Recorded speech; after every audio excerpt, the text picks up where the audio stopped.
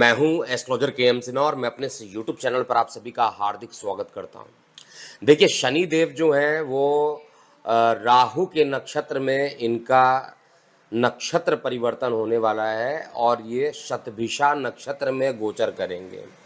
अब प्रत्येक लगन पर इसका क्या प्रभाव होगा, थोड़ी सी बातें शतभिषा नक्षत्र के बारे में समझिए और उसके बाद सीधा प्रेडिक्शन आपके ऊपर कि क्या आप पर इसका असर पड़ेगा। और अगर देखा जाए तो 4 शतभिषा हो गया, उससे पहले 2 धनिष्ठा में अभी गोचर कर ही रहे थे बचे हुए, तीसरे चरण और चौथे चरण में गोचर कर रहे थे। तो 2 धनिष्ठा और 4 शतभिषा और 3 जो रहेंगे वो पूर्व भाद्रपद के रहेंगे। तो टोटल मिलाकर देखिए तो 9 चरण बन जाता है। तो 9 चरण में अब प्रॉब्लम क्या है, पहले चीज़ें जो थी वो धनिष्ठा के अकॉर्डिंग शनि नक्षत्र फल दे रहे थे। देखिए, प्रत्येक ग्रह उसी नक्षत्र का फल देता है जिस नक्षत्र में वो उपस्थित रहता है, भले ही वो राशि उनकी अपनी हो। कुंभ राशि जैसे हम कहते हैं, कुंभ राशि का जो मालिक है शनि देव है, ये सभी लोगों को पता है, उनकी मूल त्रिकोण राशि है। लेकिन शनि देव अब किसके घर में जा रहे थे? 2 धनिष्ठा नक्षत्र के 2 चरण धनिष्ठा के, जिसका जो मालिक होता है मंगल होता है, और 4 चरण शतभिषा में जो अभी प्रवेश करेंगे 15 से 14 से। तो ये जो नक्षत्र है ये राहु का नक्षत्र है, और जो 3 नक्षत्र और शेष बचेंगे पूर्व भाद्रपद के, वो बृहस्पति के नक्षत्र है।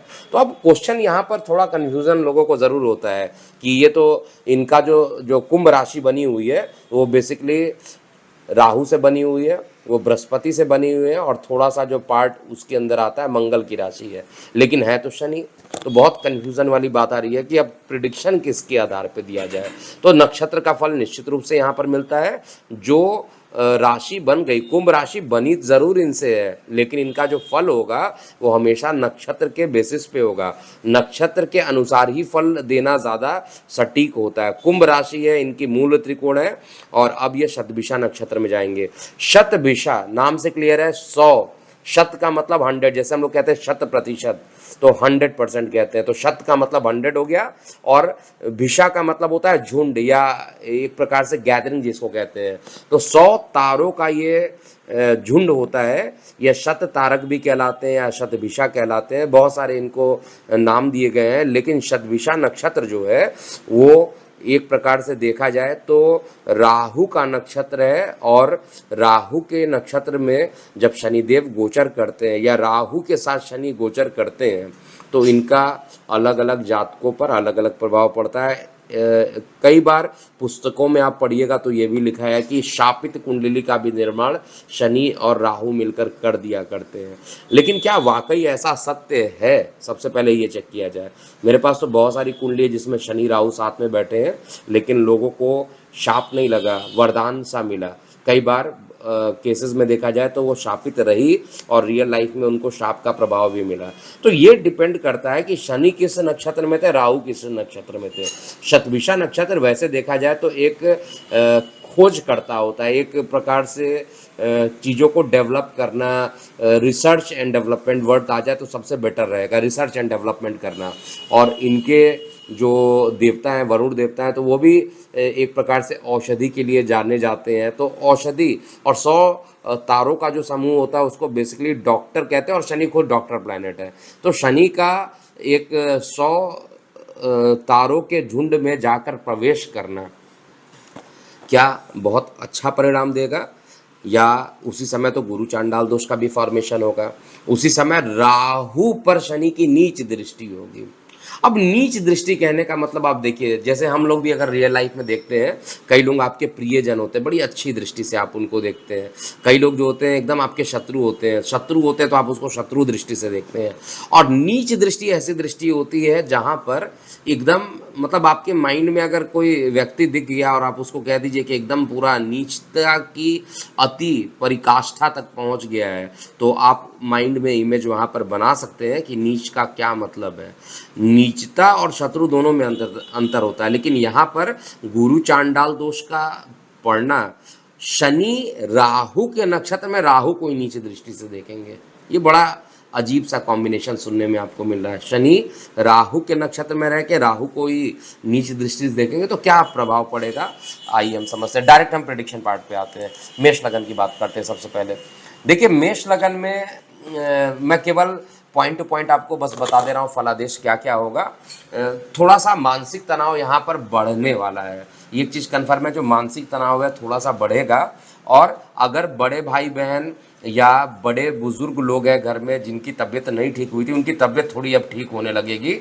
और इसके अलावा संतान के साथ सुख की भी प्राप्ति आपको शतभिषा नक्षत्र का जो शनिदेव है वो आपको देंगे। लेकिन ओवरऑल मानसिक तनाव जो रहेगा वो आपका बढ़ेगा, खर्च बढ़ेगा। अभी अगर आप ये सोच रहे हैं कि खर्च पर नियंत्रण कर पाएंगे, वैसे नियंत्रण यहाँ पे दिख नहीं रहा है पूरे तरीके से। विदेशों से कोई काम कर रहे हैं तो उस काम में अभी कुछ टाइम के लिए डिले ये करा देंगे, और उसके बाद क्योंकि अभी इनका जो नक्षत्र परिवर्तन हो रहा है कुछ दिनों के लिए, लगभग 15 अक्टूबर के आसपास तक ये रहने वाले शतभिषा में। उसके बाद फिर ये आगे बढ़ेंगे, फिर नवंबर में जाकर ये 8 महीने और 8 और 6 14 2 16 मंथ के लिए इनका लगभग नक्षत्र परिवर्तन रहेगा। लेकिन लगातार नहीं रहेगा, कंटिन्यूटी में नहीं है, बीच में ब्रेक भी है। तो कुल मिलाकर ये 16 महीने तक रहेंगे। तो इसका जो प्रथम चरण रहेगा जो कि 15 अक्टूबर तक का, उसका प्रेडिक्शन पार्ट मैं यहाँ पर बता रहा हूँ और उसी पर अभी फोकस करते हैं। अभी 16 पूरा महीने का बता दें और प्रेडिक्शन को, क्योंकि आगे भी परमुटेशन कॉम्बिनेशन बनाना पड़ेगा कौन से प्लेनेट के साथ क्या युति होगी। तो अभी जो मेरा प्रेडिक्शन है, डिस्क्लेमर दे देता हूँ कि ये प्रेडिक्शन केवल 15 अक्टूबर तक का प्रेडिक्शन है। तो थोड़ा मानसिक तनाव बढ़ना, बड़े भाई बहनों के साथ रिलेशन सही होना, उनके स्वास्थ्य में वृद्धि होना, संतान के प्रति जो परेशानी चल रही थी वो परेशानी को ख़त्म करना, लेकिन मानसिक तनाव यहाँ पर बढ़ाएगा। धन के लिए बहुत अच्छा समय मेष लगन वाले जातकों के लिए। शतभिषा का जो शनिदेव है वो बहुत अच्छा नहीं देने वाले हैं। वृषभ की बात करते हैं। देखिए वृषभ लगन में शनिदेव जो रहेंगे वो आपके कार्य व्यवसाय में जाएंगे और शतभिषा नक्षत्र में जाएंगे। शतभिषा नक्षत्र में जाकर शनिदेव एक काम बड़ी अच्छा काम करेंगे कि अगर आपके कार्य व्यवसाय में लेकर किसी प्रकार के अनबन हो रखे हैं, बहुत ऐसा डिस्प्यूट हो गया, तो एक बार गैदरिंग करने का फिर मौका मिलेगा। और जिन्होंने आपके मान पद और प्रतिष्ठा में निगेटिविटी की और वृषभ लगन वाले जातक हैं वो एक एक करके सामने यहाँ पर आएंगे, क्योंकि शतभिषा नक्षत्र में सामान्यतः जो बुरे फल होते हैं उसके परिणाम भी देखने को मिलते हैं। तो जिसने भी बुरा किया है उसके परिणाम आपके कर्म स्थान पर जरूर देखने को मिलेगा। और बाकी पैतृक संपत्ति से आपको लाभ भी यहाँ पर शतभिषा नक्षत्र के शनिदेव कराएंगे। माता से सुख की प्राप्ति होगी। हालांकि छोटे भाई बहनों से किसी बात को लेकर मतभेद भी शनिदेव कराएंगे, लेकिन कुल मिलाकर जो परेशानी है वो परेशानी कम होगी। मानसिक तनाव जो होगा वो कम हो जाएगा। ओवरऑल जो ट्रांजिट होगा वो अच्छा रहेगा। वृषभ के बाद मिथुन लगन की बात करते हैं। देखिए मिथुन लगन में शतभिषा नक्षत्र का जो शनि देव रहेंगे, एक तो भाग्य को बढ़ाना, पिता के स्वास्थ्य में ज़्यादा रिकवरी करा देना, और धार्मिक यात्राओं में जाकर अगर आप किसी प्रकार के मंत्र तंत्र का प्रयोग करना चाहते हैं उसके लिए बहुत अच्छा समय है। कई बार आप देखते हैं कि आप पूजा पाठ करते हैं लेकिन उसका फल फलित नहीं होता है। लेकिन अगर आप मिथुन लगन के जातक हैं, आपको किसी भी प्रकार की बड़ी पूजा ये का आयोजन करना है या पूजा में आपको सम्मिलित होना है, तो इस समय किया गया मंत्र तंत्र इत्यादि की जितने भी प्रभाव रहेंगे वो पॉजिटिव रहेंगे और भाग्य का सहयोग भी बहुत तेजी से आपको मिलेगा। बड़े भाई बहनों को हालांकि परेशानी अभी भी रह सकती है, लेफ्ट हैंड में किसी प्रकार की ज़्यादा परेशानी बढ़ सकती है। मिथुन लगन के बाद कर्क लगन की बात करते हैं। देखिए कर्क लगन में एक तो कन्फर्म है कि शतभिषा नक्षत्र में शनिदेव का जाना रिसर्च एंड डेवलपमेंट को बहुत आगे बढ़ा देगा। जो ज्ञान की प्राप्ति होती है, क्योंकि अष्टम भाव जो होता है ज्ञान की प्राप्ति का भी होता है, और किस प्रकार के ज्ञान का जो किताबी नॉलेज नहीं, खुद का रिसर्च एंड डेवलपमेंट वाला जो काम होता है वो बहुत ज़्यादा एक्टिव हो जाएगा। छठी इंद्रिय जिसको कहते हैं जागृत हो जाना, वो शतभिषा नक्षत्र के जो शनिदेव है यहाँ पर कराएंगे, और इससे आपका जो इंट्यूशनल पावर है वो बहुत तेजी से बढ़ेगा। आप जिस भी बात को कहेंगे उस बात में दम रहेगा। रिसर्च डेवलपमेंट के कारण आपका आत्मविश्वास बढ़ेगा, और साथ में हीलिंग पावर जो रहेगी आपके कर्म स्थान पर बढ़ेगी। कर्म स्थान पे रुके हुए सारे कार्यों की पूर्ति भी कर्क लगन में होगी। कर्क लगन में परिवार से थोड़ा सा दूरी भी ज़्यादा बना देंगे। एक ड्रॉबैक ज़रूर दिख रहा है कि पारिवारिक जीवन में थोड़ा मतभेद कर्क लगन में बढ़ाएंगे।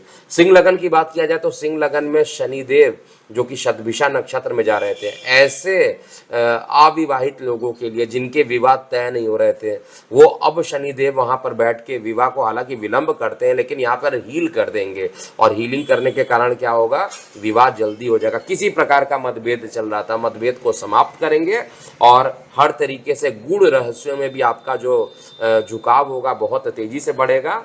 और पिता के स्वास्थ्य में हालांकि थोड़ी परेशानी अभी भी दे सकते हैं, रीढ़ की हड्डियों में परेशानियां आएंगी, लेकिन इस ड्यूरेशन में किया गया मेडिसिन आपको लाभप्रद भी होगा और रिकवरी जो होगी बहुत जल्दी होने वाली है।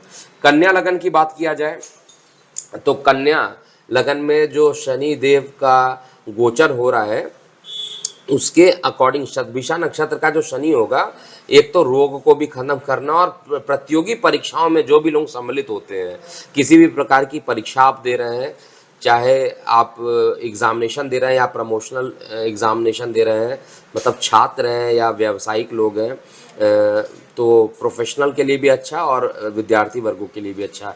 कॉम्पिटेटिव मामले में निश्चित रूप से आपको सफलता यहाँ पर मिल जाएगी, लेकिन यहाँ पर शनिदेव जो है अकस्मात मानसिक तनाव को बढ़ा देना और इसके अलावा आपकी परेशानी जो रहेगी वो मानसिक चिंताएं जो है थोड़ी ज़्यादा करेंगे, क्योंकि गुरु चांडाल आपके अष्टम में बन रहा है और राहु की नक्षत्र में रह के राहु को नीच दृष्टि से देखेंगे, तो पेरेंटल प्रॉपर्टी को लेकर कुछ एक बड़ा डिस्प्यूट कन्या लगन में यहाँ कराएंगे।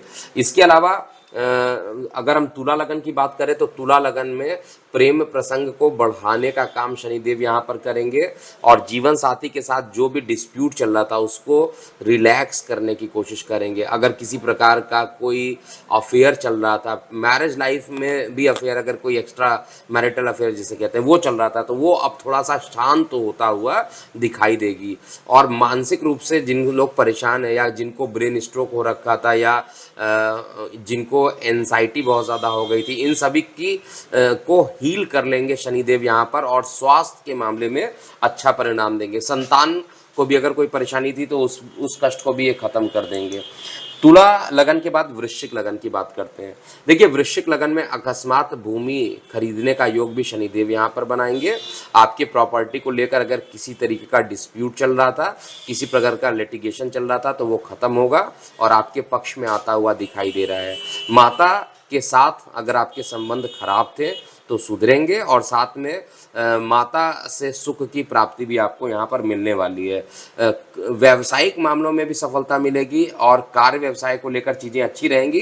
वृश्चिक लगन और वृषभ लगन ऐसे दो लगन निश्चित रूप से अभी भी आ रहे हैं जिसमें हर चीज़ पॉजिटिव होगा, कोई भी बहुत चीज़ निगेटिव होता हुआ मुझे नहीं दिखाई दे रहा। केवल जिन लोग के लीवर फैटी हैं, जिनके लीवर में किसी प्रकार का परेशानी आ रखा, उनकी परेशानी और बढ़ जाएगी।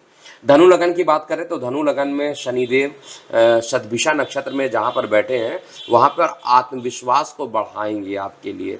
जो आत्मविश्वास कमज़ोर पड़ गया था उस आत्मविश्वास को बढ़ाएंगे, लेकिन धार्मिक कार्यों में इस समय आपकी अभिरुचि को उससे भी ज़्यादा बढ़ा देंगे। मंत्र तंत्र इत्यादि में झुकाव बढ़ेगा, पूजा पाठ करने का मन जो है वो ज़्यादा करेगा और जिस आस्था के साथ आप पूजा पाठ करेंगे उसमें आपको सफलता भी यहाँ पर शनिदेव देने वाले हैं।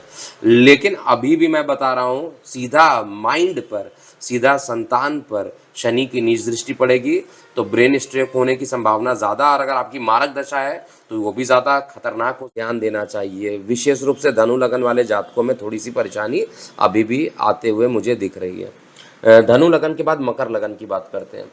देखिए, मकर लगन में अभी तक जितनी भी परेशानियां चल रही थी सभी परेशानियों के ख़त्म होने का समय अब आता हुआ मुझे दिखाई दे रहा है। शनिदेव जो रहेंगे वो आपके लिए एक प्रकार से कहा जाए तो आत्मविश्वास को बढ़ाने की कोशिश करेंगे और धार्मिक क्रियाकलापों में आपको जो प्रभाव आपने पहले किया हुआ है, धार्मिक पूजा पाठ आपने किया, उसका फल नहीं मिल रहा था, तो जैसे ही ये धनिष्ठा नक्षत्र में जाएंगे उसका पॉजिटिव रिस्पांस आपको अब मिलने वाला है।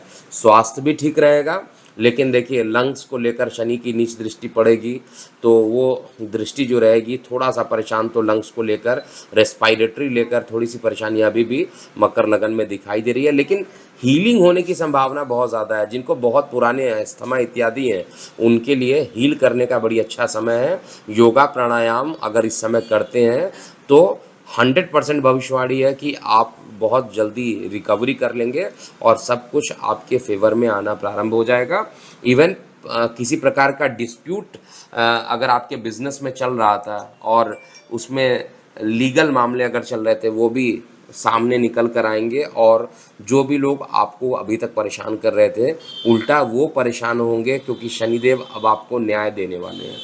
कुंभ लगन की बात किया जाए तो कुंभ लगन में शनिदेव जो रहने वाले शतभिषा नक्षत्र में 15 अक्टूबर तक, इसके कारण थोड़े से गले को लेकर विकार यहाँ पर ज़रूर उत्पन्न हो जाएगा, लेकिन छोटे भाई बहन मित्र रिश्तेदार इस समय आपको सहयोग देंगे।